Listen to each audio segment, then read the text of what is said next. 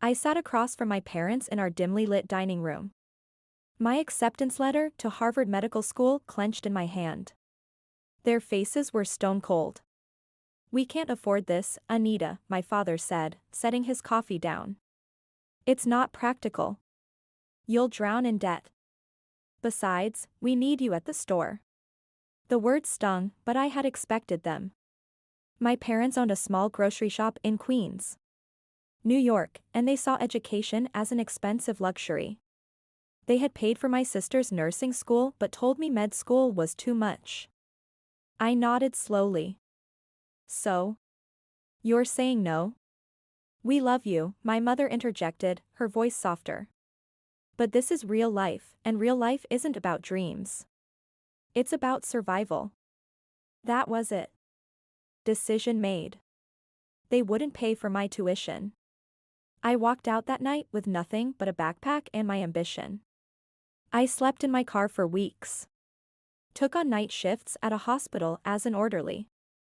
And applied for every scholarship I could find. I studied between shifts, barely surviving on cheap instant noodles and hospital vending machine snacks. Some nights, I wanted to quit. Some nights, I almost called them. But I didn't. 4 years passed. Then another 3 in residency. Every hardship only fueled me more. My parents never visited me, never checked in.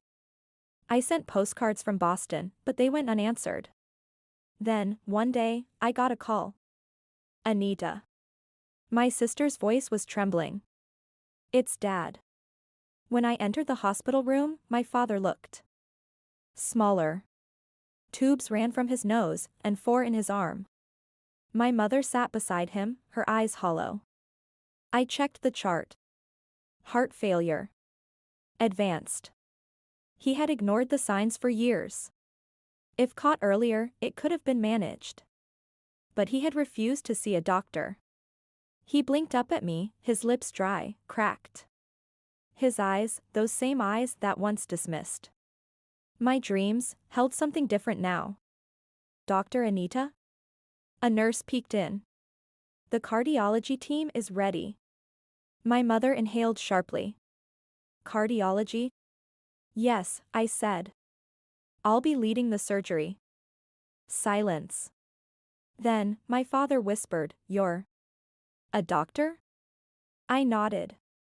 "Yes, Dad. I am." His face twisted with an emotion I couldn't quite place: pride, guilt, regret. Maybe all 3. The surgery was a success. My father survived. But something changed in them after that. They saw me differently.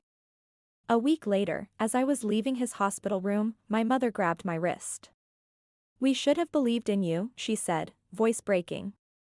"We should have helped."